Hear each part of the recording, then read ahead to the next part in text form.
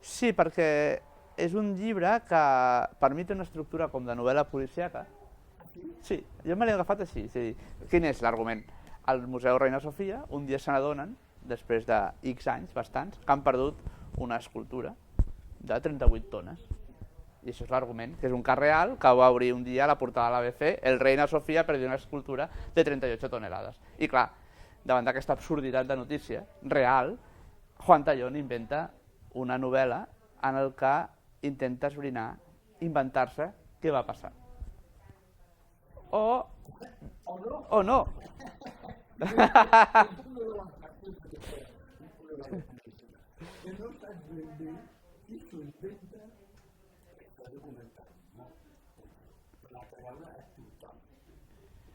Bueno, és que l'estructura del llibre en si és particular perquè el que fa és com fer petits apunts de diaris com si els escriguissin protagonistes de l'escena, no? I llavors a partir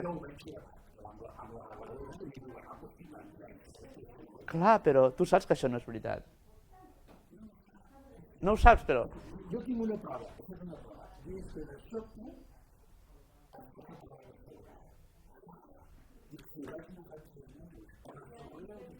Sí. Allà perdut al mig de Sant Martí. Sí, està, però... No, aquesta no s'ha mogut.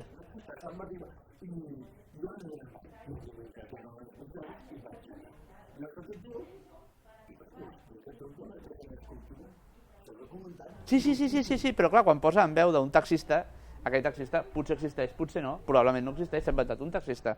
La ministra de Cultura ha anat a parlar amb la ministra de Cultura perquè li digui això en aquell moment? No, perquè posa la data, Juan Muñoz, escultor, mayo de 1983. No va anar-hi l'any 83 a parlar amb ell. Bueno, però del 83 no. No ho sabem, que no ho sabem. Aquí està la gràcia del llibre. Mira.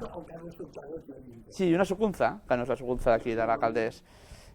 No, és tot un seguit de com entrevistes, apunts de diari, com si cada un escrivís en primera persona el que va passar en relació amb l'escultura, i a poc va creant un univers.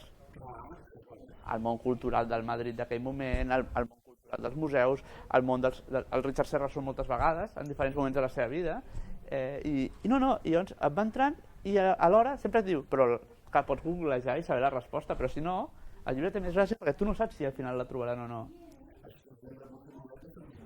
Bueno, l'han feta, la que hi ha a Madrid és un doble, Sí.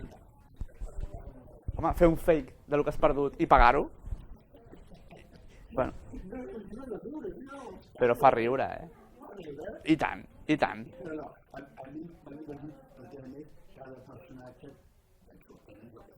Sí.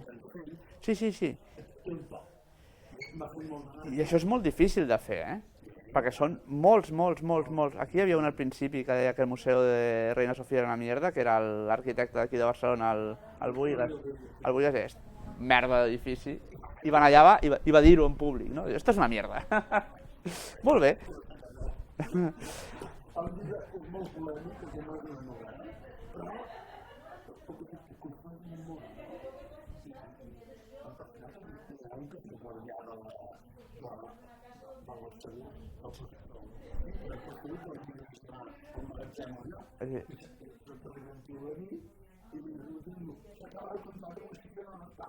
Fora, no? I al mateix moment en què un explica, diu, jo, clar, em van deixar tot el lío de l'empresa, no?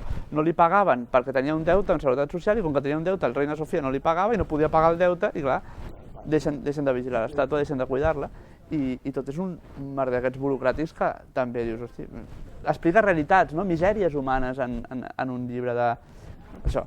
Per tant, us recomanem Obra Maestra. Obra Maestra és una obra maestra.